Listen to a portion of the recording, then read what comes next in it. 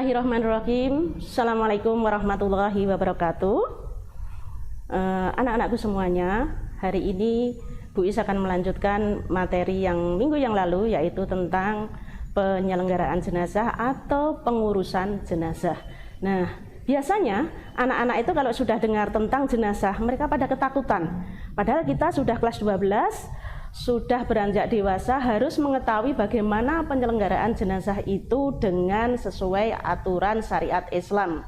Maka untuk itu, agar anak-anak mindset kita untuk bisa berubah, untuk bisa menghadapi hal-hal semacam itu tidak ada ketakutan, mari kita belajar pada pagi hari ini. Sebelum dimulai materi, kita berdoa. Untuk itu, agar Allah memudahkan lisan kita, agar Allah memudahkan langkah kita, agar ilmu yang kita dapat bermanfaat, maka kita berdoa mulai. A'udzubillahi minasyaitonirrajim. Bismillahirrahmanirrahim. Alhamdulillahirabbil alamin, arrahmanirrahim, maliki yaumiddin. Iyyaka na'budu wa iyyaka nasta'in. Ihdinas siratal mustaqim, siratal ladzina an'amta 'alaihim ghairil maghdubi 'alaihim waladdallin. Amin. Selesai? Anak-anakku semuanya, pagi hari ini apa kabar? Kalian sehat? Semangat sehat, tetap terjaga. Nah, agar kalian tetap sehat, bersihkan hati, pola hidup, pola pikir, pola makan, dan pola ibadah. Untuk itu, dalam kondisi seperti ini, dalam ajaran Islam, ati'ullaha wa ati'ur rasul wa ulil amri minkum. Apa artinya? Taatlah kamu pada Allah, dan taatlah kamu pada Rasul, dan taatlah kamu pada ulil amri. Ulil amri itu siapa? Yaitu pemerintah. Kalau kita sudah taat pada Allah, melakukan amalan yang diperintahkan Allah, melakukan amalan yang diperintahkan oleh Nabi, menjauhi larangannya, dan yang terakhir adalah taat pada ulil amri, tentunya mentaati aturan pemerintah. Kondisi seperti ini, mentaati aturan pemerintah itu ya tentunya kondisi yang seperti ini, pandemi misalkan. Kalian kalau keluar selalu memakai masker. Bertemu seseorang, bertemu orang banyak atau bergerombol selalu pakai masker. Hindari gerombolan dan selalu cuci tangan. Itulah yang dikatakan taat pada ulil amri, taat pada aturan pemerintah. Jadi kalau kita selalu mentaati aturan, insya Allah dimudahkan dalam ikhtiar kita. Nah, pada pagi hari ini, kalau kita sudah mengikuti aturan, anak-anak mudah-mudahan tetap diberikan kesehatan. Masa pandemi ini kita tidak boleh ngersuloh. Kita hadapi dengan ikhlas, kita hadapi dengan tawakal. Semoga Allah meridhoi langkah-langkah kita selanjutnya. Oke, anak-anakku semuanya, masuk materi pada pagi hari ini, yaitu tentang penyelenggaraan jenazah. Nah, penyelenggaraan jenazah ini rata-rata anak-anak ketakutan. Usia seperti ini harus belajar bagaimana kita bisa paham. Ketika ada orang meninggal, anak-anak bisa paham. Nah, di dalam materi ini ada KD yang menganalisis pelaksanaan penyelenggaraan jenazah. Kemudian KD yang kedua yaitu menyajikan prosedur penyelenggaraan jenazah. Ini ada 2 KD seperti ini anak-anak. Tujuannya nantinya ada di bawahnya lagi, yaitu melalui pendekatan saintifik peserta didik dapat menganalisis pelaksanaan penyelenggaraan jenazah. Kemudian menyajikan prosedur penyelenggaraan jenazah sehingga peserta didik mampu menerapkan penyelenggaraan jenazah sesuai dengan syariat Islam. Nah, kemudian biasanya anak-anak itu kalau sudah dengar tentang jenazah itu ketakutan. Ketakutannya bagaimana? 2 tahun yang lalu Bu Is mengadakan ujian praktek. Ada siswa yang ketakutan ketika diuji ujian praktek, dia harus maju, padahal di depannya itu ketika sholat jenazah, di depannya itu hanya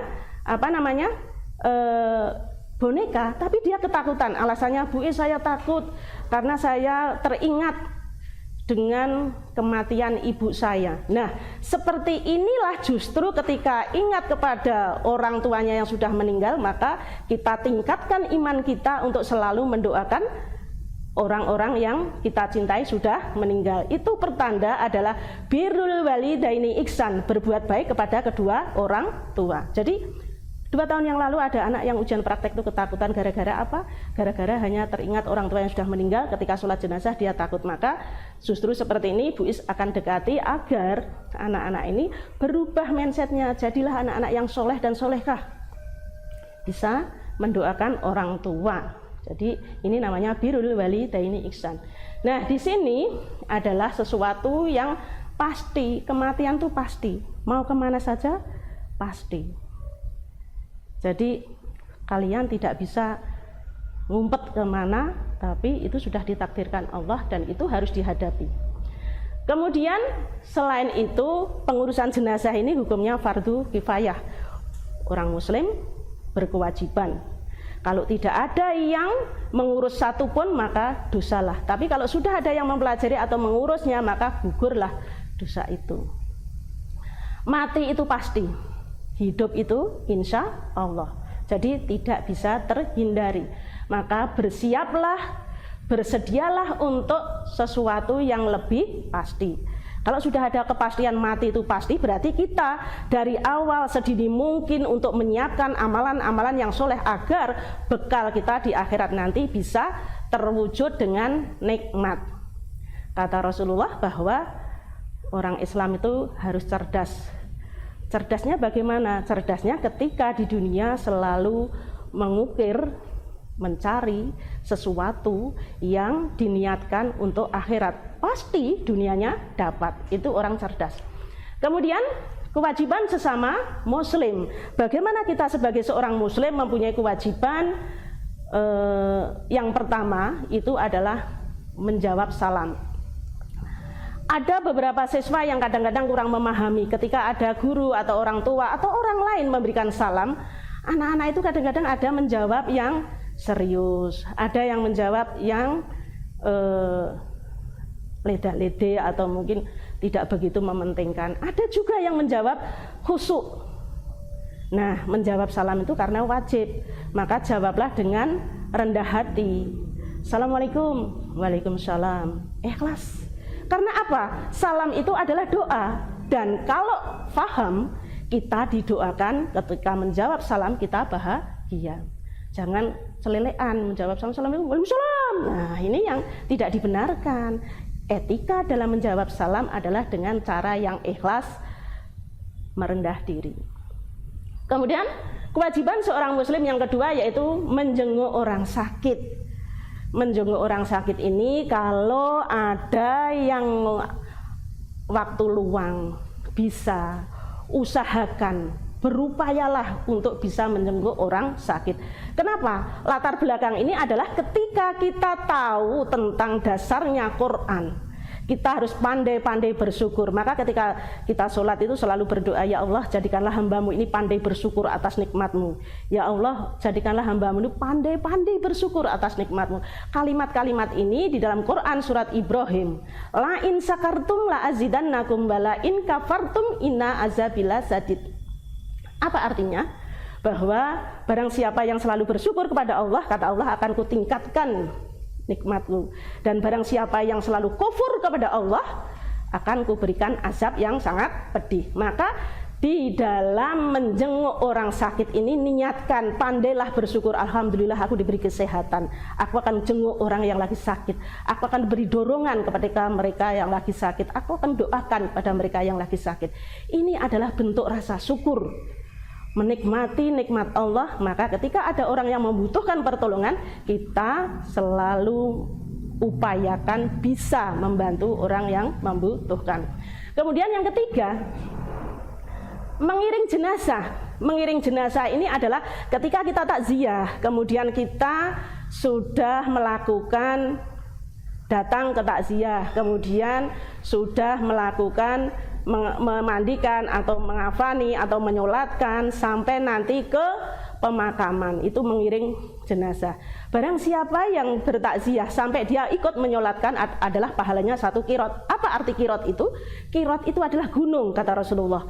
Kemudian kalau sampai dia menyolatkan dan sampai dia menghantarkan ke pemakaman, maka pahalanya 2 kirot, yaitu 2 gunung. Itu pemahamannya. Kemudian yang keempat, kewajiban seorang muslim adalah menjawab panggilan atau hadir dalam undangan ketika dipanggil atau ada undangan, baik undangan di majelis taklim, undangan pernikahan, datanglah kalau situasi itu, kondisi itu memungkinkan. Dalam keadaan darurat tidak ada masalah, tapi kalau kita ada waktu maka datanglah, itu adalah kewajiban seorang muslim. Kemudian yang kelima yaitu mendoakan orang yang bersin. Ketika ada orang bersin, kita menjawabnya dengan seperti itu. Kemudian lanjut, tindakan awal ketika berlaku kematian. Kalau ada berita kematian, hendaklah kita selalu mengucapkan inna lillahi wa inna ilaihi roji'un. Semua itu datangnya dari Allah dan kembali kepada Allah. Kemudian setelah itu tukarkan pakaian dan bersihkan kotoran yang keluar dari duburnya. Pakaian dari orang yang sudah meninggal itu segera dilepas, kemudian bersihkan dan keluarkan dari duburnya. Dan yang ketiga, rapatkan kedua belah matanya. Atau ketika kita melihat orang meninggal, kemudian orang itu matanya masih terbuka, maka kita harus berusaha untuk merapatkan matanya itu untuk bisa memejamkan seperti itu dengan cara pelan-pelan. Nah, yang keempat yaitu lipatkan tangan seperti dalam keadaan sholat. Jadi tangannya itu dilipat seperti ini. Dan berikutnya yaitu rapatkan mulutnya ketika melihat jenazah yang mulutnya mungkin terbuka, maka kita berusaha untuk menutup mulutnya agar bisa tertutup. Ini harus latihan berani. Ketika mungkin ada orang tua, ada tetangga, ada teman, atau ada di lingkungan kita yang seperti itu, kita ambil tindakan karena kita tahu sebagai seorang muslim harus bagaimana untuk bisa merawat jenazah.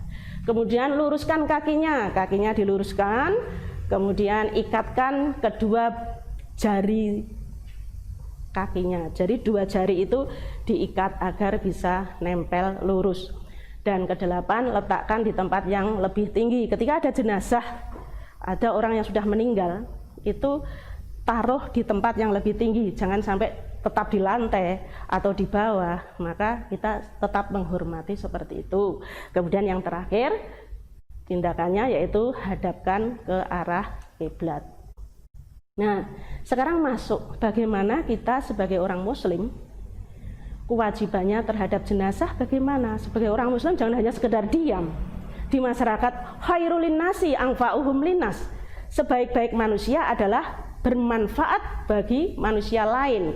Bagaimana kalian bisa bermanfaat ketika ada orang meninggal? Kita sebagai orang muslim, pertama peran kita adalah ketika ada jenazah, peran kita adalah memandikan. Kewajiban seorang muslim. Yang kedua adalah mengafankan. Dan yang ketiga adalah menyolatkan. Yang keempat adalah menguburkan. Bagaimana memandikan jenazah? Memandikan jenazah tadi sudah dikatakan Bu Is dari awal bahwa ketika pakaiannya sudah terlepaskan, sudah dilepas, kemudian pencet perutnya pelan-pelan agar keluar kotoran. Ini mencetnya harus pelan-pelan, jangan sampai kasar ya. Jadi ini etikanya kita memperlakukan jenazah itu seperti itu.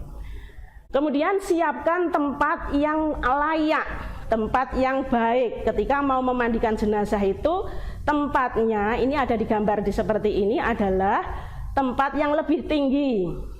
Kemudian dikasih, kalau sudah modern ya, penyelenggaraan jenazah yang sudah modern itu ada tempat untuk memandikan, kemudian ada selang agar tujuannya ketika air yang sudah untuk mandikan itu tidak tercecer di jalan, di aspalan, mengganggu lingkungan lingkungan tetangga, tapi bagaimana air yang sudah dari mandian jenazah tadi bisa terkumpul menjadi satu selang dan dialurkan ke got, jadi tidak mengganggu lingkungan keluarga. Ini Islam itu adalah indah, Islam itu adalah bersih. Kemudian siapkan peralatan mandi jenazah. Apa? Satu, tempat mandi, kemudian kain basahan. Jadi kalau ada orang yang meninggal mau dimandikan, pertama sebelum diangkat ke tempat untuk memandikan, ada tempat yang ada di dalam rumah itu, ada meja yang sudah dihemparkan kain kafan, sudah dikasih bawahnya kain kafan, sudah dikasih tali. Kemudian setelah nanti ketika jenazah sudah dimandikan, tinggal ngangkat pelan-pelan, ditaruh di tempat yang sudah disiapkan di dalam rumah. Jangan sampai kesulitan untuk menaruh jenazah yang sudah dimandikan. Kain basahan. Nah, orang yang sudah meninggal itu biasanya bagaimana, Bu Is? Orang yang sudah meninggal kan sudah tidak punya rasa malu. Nah, jangan punya persepsi seperti itu. Itu adalah manusia. Kita harus memperlakukan manusia dengan sebaik-baiknya. Tidak boleh orang yang sudah meninggal dimandikan dalam keadaan terbuka. Harus ditutup dengan kain basahan. Kemudian sudah ditutup kain basahan, ketika memandikan itu sebelum disabun diguyur air dari atas ke bawah, baru nanti dipencet perutnya pelan-pelan, dikeluarkan kotorannya. Setelah itu kemudian diapakan? Kemudian baru disabun. Alatnya apa saja? Gayung, sabun, air, dan air cendana, daun bidara, minyak wangi, dan handuk. Handuknya tentunya disiapkan dengan handuk yang bersih, kalau bisa ya handuk yang baik, tidak kumel dan sebagainya. Kemudian lanjut, yang memandikan diutamakan mahram. Apa itu mahram? Yaitu keturunannya atau yang satu jenis dan seperti itu. Tidak boleh yang tidak satu jenis kemudian ikut memandikan atau bukan mahramnya, itu tidak boleh. Istri boleh memandikan suami. Suami juga boleh memandikan istri karena sudah bersuami istri. Nah, ini gambar yang tadi sudah saya terangkan, cara memandikan jenazah, dipencet perutnya pelan-pelan, tetap memakai kain basahan, tidak boleh terbuka karena itu auratnya harus terjaga. Kemudian cara memandikan jenazah, jenazah ditempatkan tempat yang lebih tinggi dan terlindungi, harus pakai bilik atau batas agar tidak terlihat oleh kalangan umum, tertutup. Kemudian memulai dengan niat yang baik. Jenazah diberikan, dikasih kain basahan, kemudian ditutup auratnya, kemudian siramkan air ke seluruh tubuh. Mohon maaf, ini tadi ketika orang yang mau memandikan jenazah itu harus lisannya bisa dijaga. Maknanya apa? Agar orang yang memandikan jenazah itu nantinya tidak akan membuka aibnya kepada orang lain. Misalkan ketika memandikan jenazah, tahu ada cacat dalam tubuhnya, kemudian dia terlalu mulutnya tuh ember misalkan, cerita pada orang lain, ini yang tidak diperbolehkan dalam ajaran Islam. Kemudian membersihkan kotoran dan najis, dan kotoran pada kuku, mulut, gigi, telinga, itu semuanya harus dibersihkan. Menyiramkan air ke seluruh tubuh, kemudian diwudukan, setelah disabun diwudukan, kemudian dibaringkan dengan atau dikeringkan dengan handuk. Kalau sudah diwudukan, dikeringkan dengan handuk dengan cara pelan-pelan. Sebelum dibawa ke dalam, tadi sudah diterangkan, di dalam rumah sudah ditata dengan meja yang sudah dihamparkan kain kafan. Kalau perempuan 5 lapis, kalau laki-laki 3 lapis. Sebelum dihamparkan kain kafan, di bawahnya sudah ada tali-tali yang sudah disediakan. Oke, lanjut. Ini gambaran di tempat yang terlindungi. Jenazah tidak di tempat umum, artinya ketika dimandikan harus tertutup, harus mahramnya saja yang bisa melihat. Niatnya di sini sudah ada, bahwa kita meniatkan, kalau tidak bisa bahasa Arab, pakai dengan bahasa Indonesia, meniatkan memandikan jenazah. Kemudian ini yang contoh adalah basahan. Yang dikatakan basahan ini, Orang yang sudah meninggal itu tidak terbuka, tapi harus ditutup dengan kain apapun, jarit, sarung dan sebagainya, itu yang dikatakan kain basahan. Kemudian dengan disiram dengan air bersih. Ini video ini adalah video orang-orang yang praktek untuk memandikan jenazah. Kemudian ini juga ada gambar lagi ketika jenazah ini sedikit didudukkan. Sedikit didudukkan itu adalah agar kotoran bisa keluar, dipencet pelan-pelan. Ini kalau kalian melihat ini kok ada memandikan jenazah, ada yang senyum-senyum, ini adalah gambar orang-orang tua yang praktek memandikan jenazah, caranya seperti ini gitu. Kemudian ini contoh, istri boleh memandikan suami dan suami juga boleh memandikan istrinya. Kemudian memwudukan jenazah dari atas ke bawah. Dan hikmahnya apa sih memandikan jenazah itu? Islam mementingkan kebersihan. Islam suka hal yang bersih. Kemudian yang kedua, menghormati manusia. Jadi yang meninggal itu manusia, bukan binatang, maka dirawat sebagaimana manusia. Kemudian yang ketiga adalah menghadap Allah dalam keadaan bersih dan suci. Ini di foto ini, video ini adalah orang-orang tua yang praktek cara memandikan jenazah. Kenapa sampai ada latihan praktek memandikan jenazah? Jangan sampai ketika ada orang meninggal tidak ada yang memandikan, padahal itu fardu kifayah. Untani Pak Mudinnya lama, tidak ada, luar kota dan sebagainya. Maka kampung itu harus ada yang berani maju karena itu adalah fardu kifayah. Satu contoh, ketika di kampungnya Bu Is ada jamaahnya Bu Is meninggalnya malam, padahal mau dimakamkan luar kota pagi-pagi. Maka malam itu saya kumpulkan jamaahnya Bu Is untuk praktek atau mengerjakan, langsung diambil untuk memandikan jenazah. Ini siap, harus paham, orang muslim harus paham. Maka kalian ketika kelas 12 harus paham untuk cara mengurus jenazah seperti itu. Kemudian ini mengafani itu tadi sudah diterangkan Bu Is bahwa laki-laki itu 3 lembar, perempuan 5 lembar. Nah, kain kafan ini harus disesuaikan dengan postur tubuh seseorang. Kalau jenazahnya kering, kurus, maka kainnya tidak terlalu lebar. Kalau jenazahnya gemuk, maka harus cari kain yang mencukupi, jangan sampai nanti bentuknya strip ketika dikafani terlalu meletot dan sebagainya. Ini caranya seperti itu. Dan juga siapkan meja atau tempat yang lebih baik. Mengafani jenazah itu harus tempatnya yang lebih baik, jangan sembarangan karena sudah disucikan seperti itu. Kemudian ini contoh siapkan kain kafan, kemudian laki-laki 3 lembar, perempuan 5 lembar. Mengikat orang yang sudah jenazah yang sudah di kain kafan, mengikatnya seperti ini. Jangan sampai mengikatnya jangan tali pati, adalah diikat dengan tali yang bisa mudah dilepas nanti ketika diturunkan di alam kubur atau diturunkan di kubur. Kemudian lipatkan kain kafan.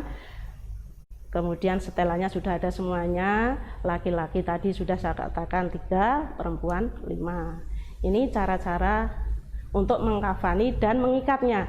Di ujung kaki, kemudian di lutut, kemudian di pinggul, kemudian di kepala. Nah, kenapa di kepala itu dibuka? Agar harapannya ketika nanti ada famili atau keluarga yang pengen menciumnya yang terakhir atau memberikan doa dan sebagainya, maka boleh dibuka seperti itu. Dengan catatan ketika dibukanya itu nanti diikatnya jangan sampai tali pati atau tali yang mudah dibuka. Kemudian ini berilah wewangian, tapi wewangian itu kalau jenazahnya itu tidak dalam keadaan ihram atau haji. Kalau memakai pakaian ihram atau haji, kita dilarang untuk memakai wewangian. Ini contohnya seperti itu. Nah, ini siap disolatkan. siap disolatkan. Jadi kalau jenazah itu mau disolatkan, maka ketika orang harus tahu bagaimana rukunnya sholat.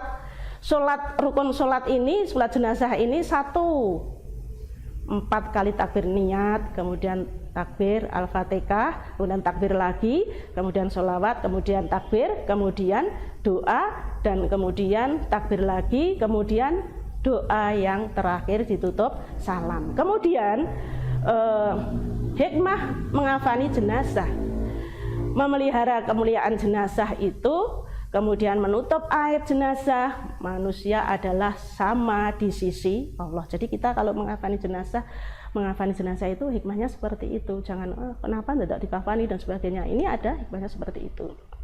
Oke, saya lanjutkan. Kemudian kalau sudah disolatkan, kemudian sudah semuanya selesai, baru nanti dihantarkan ke kubur. Kemudian bagaimana menyolatkan jenazah laki-laki? Imamnya di dekat kepalanya. Kalau jenazah perempuan, imamnya di pinggulnya, lurus di pinggul perempuan. Kemudian untuk tentang sholat sudah paham, lanjut ke hantar ke kuburan seperti itu. Jadi yang saya katakan dari awal tadi, mengafani jenazah, menyolatkan, kemudian menghantarkan ke kubur itu adalah ada pahala-pahalanya. Maka ketika kalian bertakziah, usahakan bisa ikut menyolati jenazah karena pahalanya 1 qirot. Sampai nanti menghantarkan ke kuburan pahalanya 2 qirot. Jadi kalau takziah usahakan sudah wudhu, sampai situ ternyata jenazahnya sudah dimandikan, maka kita siap untuk menyolatkan jenazah. Tidak ada masalah jenazahnya laki-laki atau perempuan, tidak harus di masjid. Misalkan di rumah kita takziah, mohon izin pada tuan rumah, kemudian ikut menyolatkan jenazah. Kemudian kalau sudah selesai, kemudian ikut mengantarkan ke kubur kalau ada waktu. Bisa dan harus ada yang mengantarkan, jangan sampai tidak ada yang mengantarkan seperti itu. Saya kira itu anak-anak materi penyelenggaraan jenazah. Minggu depan kita mulai untuk praktek untuk memandikan, menyolatkan, kemudian untuk mengafankan dan sebagainya. Itu nanti pertemuan yang akan datang kita melaksanakan praktek seperti itu. Saya kira itu. Bu Is mohon maaf. Nun kholami wa mayasyurun. Wassalamualaikum warahmatullahi wabarakatuh.